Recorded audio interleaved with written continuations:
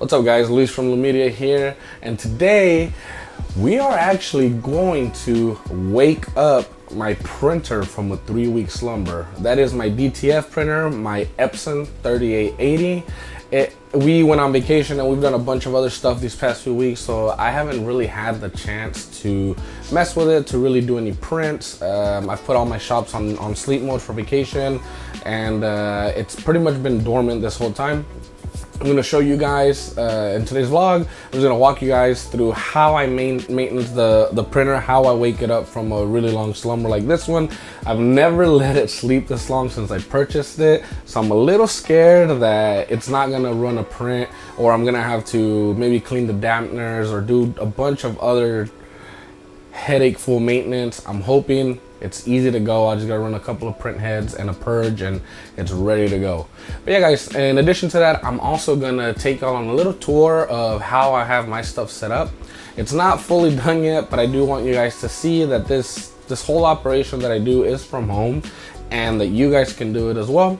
As always, every single link will be in the description below for you to purchase all the stuff that I'm gonna use here today. So yeah guys, let's get started. We're gonna head over to the printer and we're gonna go ahead and start turning that guy on. Alrighty guys, so here she is, my beautiful Epson 3880. Don't mind the light I have in there, it's just for aesthetics. But I do have the handgun ink cartridges. These do reset themselves as soon as you pull them out. You do have to use the OEM ink cartridges chips for you to be able to accomplish this on the 3880. But yep, there they are. You got your four CMYK ink channels. I have 4 white ink channels as well. Remember, the less white ink channels that you have guys, the slower it'll be when you are printing. So yeah, so the first thing I'm gonna do guys is I'm gonna take each one of those guys and I'm gonna shake them vigorously. And like I said guys, we're gonna do this fairly easy. You just push on the button that has up here a release latch and they come out, and we're just literally gonna shake.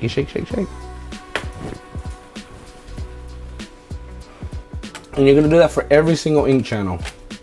So I'm gonna magenta next.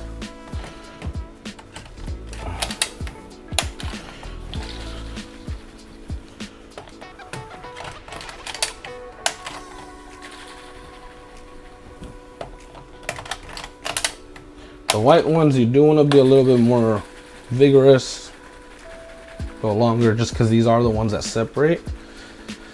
And so these are the ones you really want to shake. Typically when you get a recirculating system, it's for your white channels.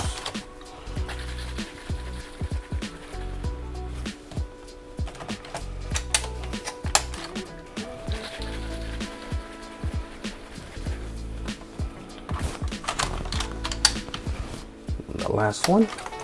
So on the 3880, that last ink channel it has cleaning solution in it. It doesn't really use up for anything. So alright guys, so super easy. Literally all you have to do there, shake your cartridges right before you boot it up, so that it's ready to go. We're gonna do a couple of other things here real quick before it's booted up as well. So alrighty guys, so this is my print head right here. Right now, since it's turned off, I can push it around. I did turn it off. So for you to get to this stage on the printer, you do have to run a print head cleaning and then unplug it. That's pretty much how I unlatch the print head from its lockdown position. So once you do that, it'll move freely. So right before I shut it off guys, alrighty guys, so once you move the print head, you see those 2 little guys right there? That's your wet capping station. So that pretty much if I'm correct, it sucks out like the ink from the print head, and that's what allows it to run its print head cleanings. So before I shut it off, I do put some cleaning solution here, and I'll show you guys how I do that here in a bit. But so that you can pretty much, what they call in the industry, wet cap it. And so what that does, it keeps the sponges nice and moist before you, I guess, put it up. So, and I also do it right before I start it up. So I'm going to show you right now how I do this process. I already have some formula in a syringe. And I'll link below what I use. I believe I purchased this off of DTF Superstore, so I'll leave a link. But yeah, pretty much put some solution in your syringe and literally just fill up these guys. I put enough to fill the station. You see how it is kind of like flooded, and if your printer's pretty clean, that'll kind of get sucked right in. But I do this right before I put it away or shut it off, and right before I start the printer. So I'm gonna do that to the other side real quick. So same process.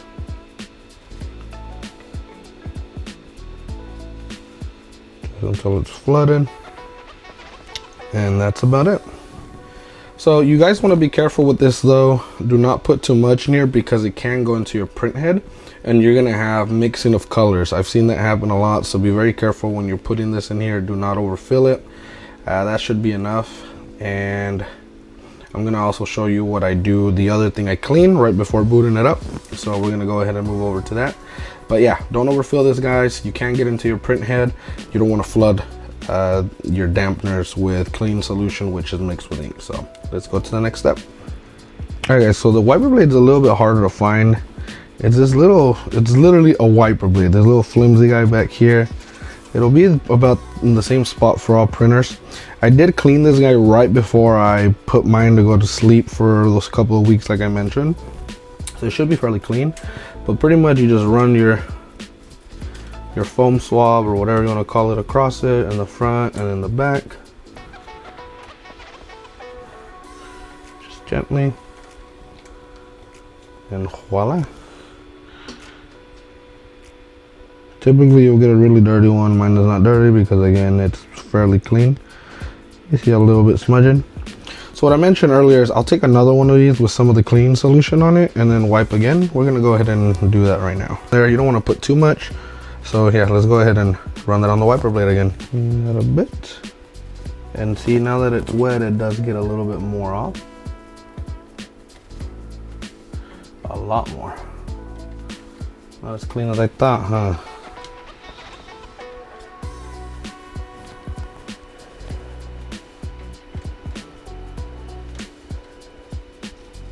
Awesome. You can see all that grimy grime. So that should be good enough, guys. That's about it. Let's go ahead and power up. We're gonna move the print head back to its position and we're gonna power it up. All right, gonna move this guy over. And I do have it unplugged, so we're gonna go ahead and plug it in.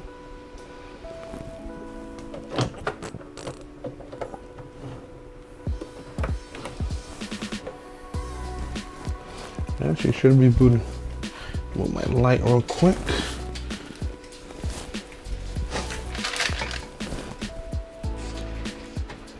It should be booting up.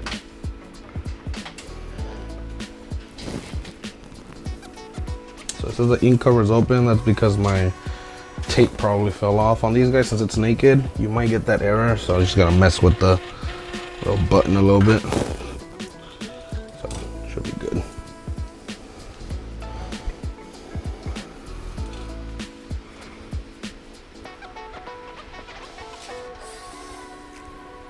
Do see that guy kind of booting up a bit. Doing its thing. This thing says still the cover is open, so let's see.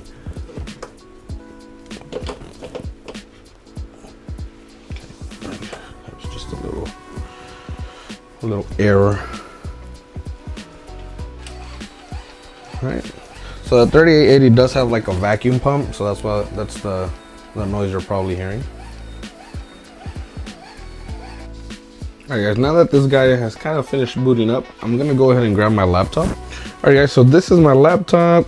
It is literally a cheap Asus from Walmart. I purchased this, I believe, on Black Friday, or I got it for Christmas from my wife like 2 years ago, I think. It was literally like the laptop they had for like 200 bucks, I think, and I did a couple of like RAM upgrades, but that was about it. But yep, this is the laptop I use. I'm gonna go ahead and open it and boot it up. It's an Asus VivoBook as you can see. If y'all want to link to it, I'll see if I can find one, or the one that kind of replaces this one, because this one is, again, like I said, like 2 years old. I'm gonna kind of wipe it down a little bit because it's a little dusty. It's been sitting for a couple of weeks, so. And we do have a Cricut back here. But anyways, gonna let this guy boot up. I'm also gonna grab my cable, my USB, my USB, and I'm gonna plug it in. It's actually the Cricut USB, but because the Cricut is wireless, we use that with the Bluetooth on the laptop or our iPads or our phones, whatever we have. Yeah, there's the laptop. I'm gonna go ahead and sign in.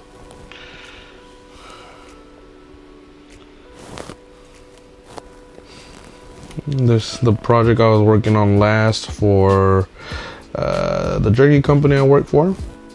I do use Acro Rip 9.0.23, not 9.0.3. That's the one I'm using, and you can see, I don't know if I can focus on it.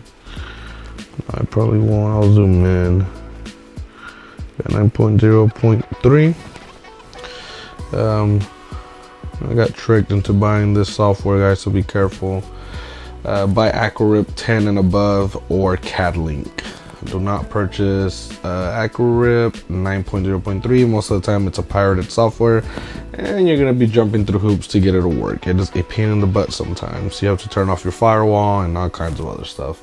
I'm just trying to be transparent and honest because it's happened to me and I don't want it to happen to you guys.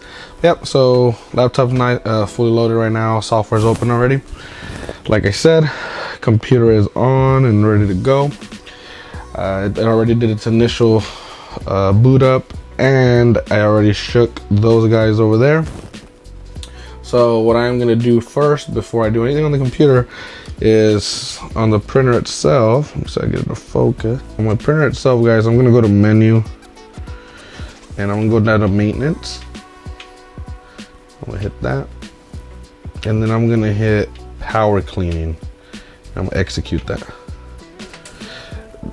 For some other Epson printers, this will be called, I believe, ink purge. Basically, it's a little bit stronger than a print head cleaning. It just literally pushes the ink through the print head so that it can, you know, just get that ink moving again. So yeah, so we're gonna let it do that, guys, and we'll come back after it's done. Okay, so I did the first powder cleaning already. I am doing a second one because, again, this guy has sat for like almost a month at this point. So we're gonna go ahead and do one more powder cleaning, and yeah, after that I'm gonna show you what I do after that, and then we'll go ahead and give you the tour of our, or what we call, the design space in the house. As you can see, it's just a glorified laundry room, but we make it work. All right, guys, so the printer is done doing this thing over there with the powder cleaning. For some of you guys on some other models, it'll be called ink purge, like I said. Also, in case yours doesn't have it in the main menu like mine does, you can use Wick Reset Utility. It's a free software that you can download, and it'll let you do it through there, like the ink purges and also the head cleanings, in case you don't have the same options you see here. And I'll show you here in a bit what that software or the little icon looks like. So let's head over to the computer, to the laptop.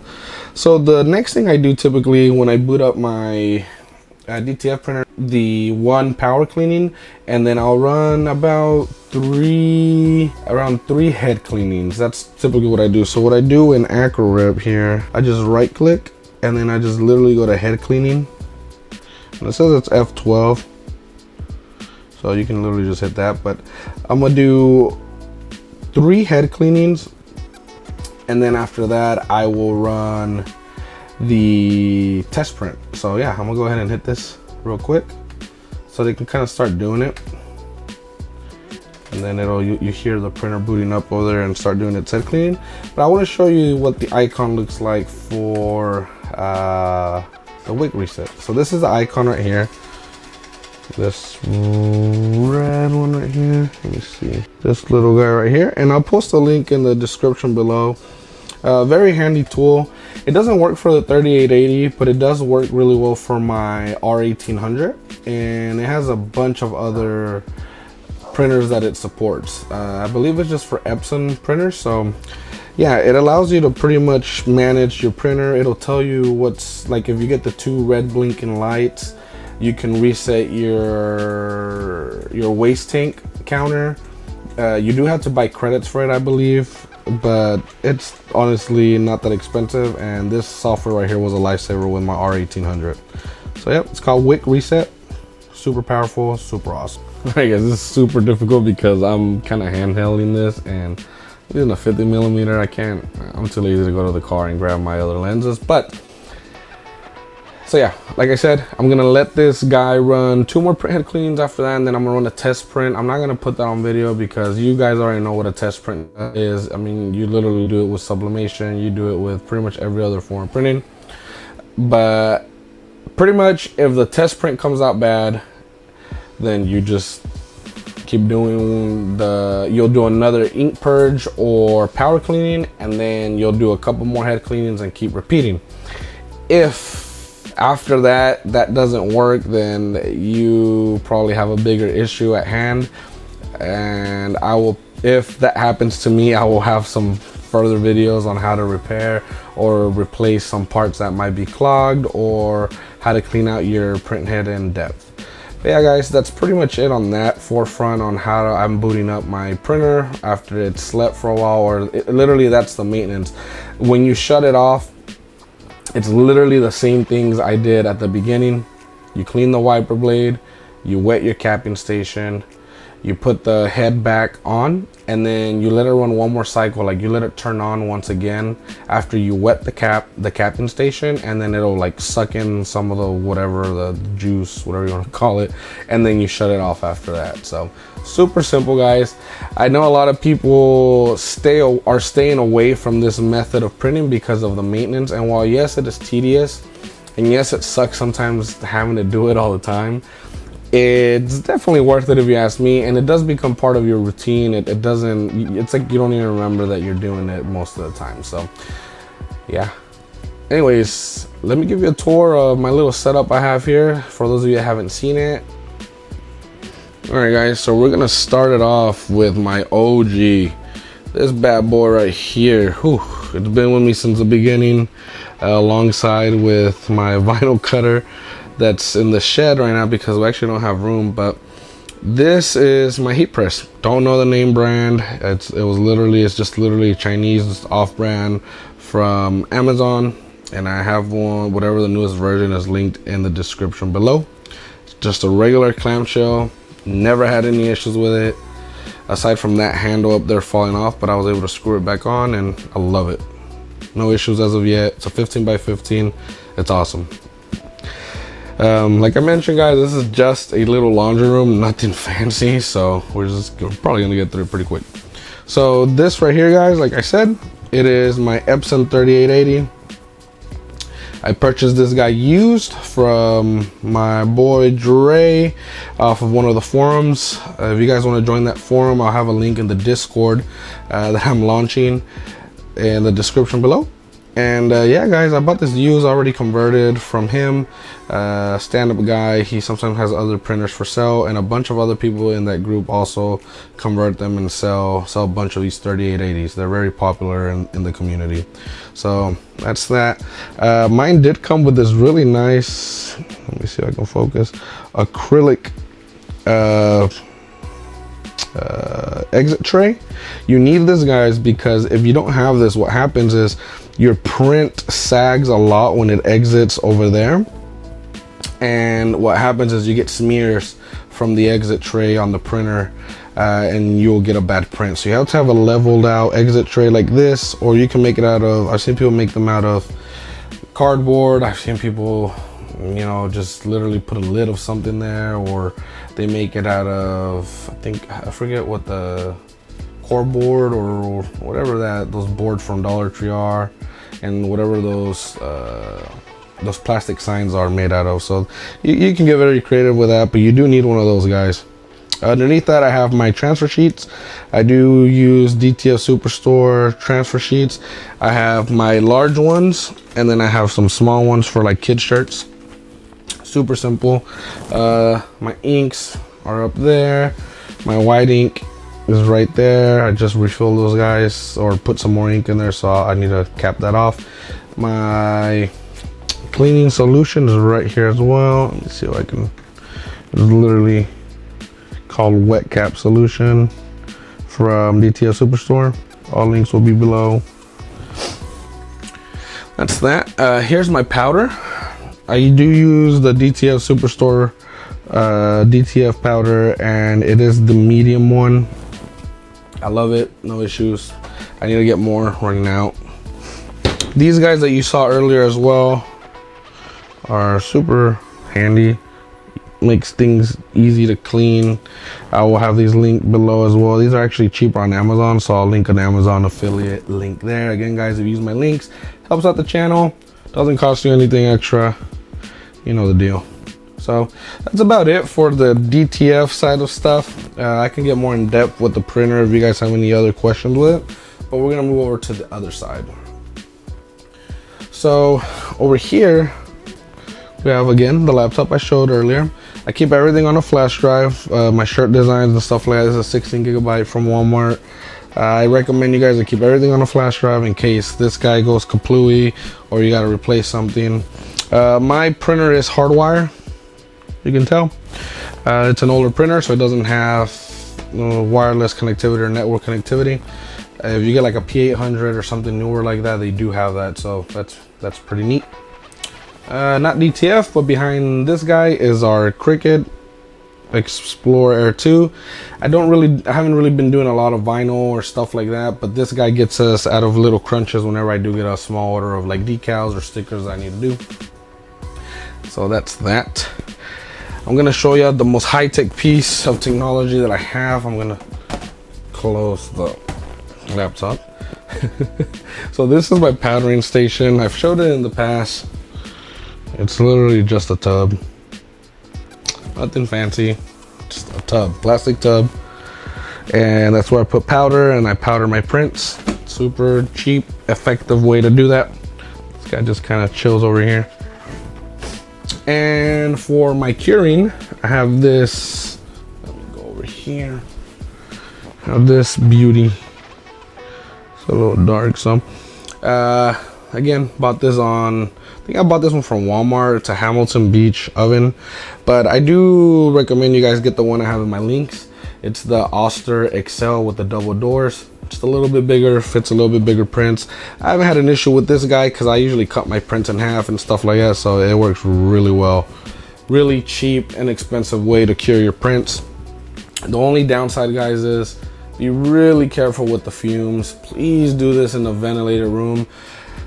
Unfortunately, I haven't been able to set something up in my room, but I am gonna get a air purifier set up right next to it, so you can kind of like suck that in, or some type of filter system set up. That's why I've kind of been also really laying off the DTF for a little bit, the actual printing, because I do have some young kids or my children that live here at the house, and I don't need them breathing none of that stuff in. So yeah, that's pretty much it, guys. I have a very simple setup. I used to have like a whole desktop set up with my screens and stuff, but the laptop seems to do the job much easier, much better. It's portable, and there was like a secondary laptop that we just kind of had laying around. I do have my main PC, my rig, and then I have a MacBook, so that's where I design most of my stuff. All this other stuff, you guys have seen it. Just my vinyl rack. It does have HTV and regular vinyl, and then this is my rack of just random stuff. I keep like extra hard drives, SSDs, cables, hanging stuff, batteries, I mean, you name it, more flash drives. I have a bunch of stuff. So yeah, guys, that's about it. Just wanted to show you how I kind of wake up my printer, the things I do, the way I clean it, what is it that I put solution on, and show you a little bit more of my setup. So I really hope you guys enjoyed this video, And yeah. Guys, thank you so much for watching today's video. I hope that it helped you in one way or another. And starting today, I'd like to announce that I have launched my official Discord. I'm gonna put a link in the description below. And the Discord pretty much, guys, is gonna be me kind of just having this topic discussions on what videos I should make. If you guys have any questions, you can ask me directly inside that Discord. I'm super excited to be launching it. So guys, head on over there. It's totally free to join, and you guys literally have a direct line to me if you have any questions about any of the stuff that you're learning on my channel, whether it's DTF, sublimation, HTV, anything. It does not matter what it is. Head on over there and ask away. Thank you so much for watching, guys. This is Luis from Lumedia. Checking out.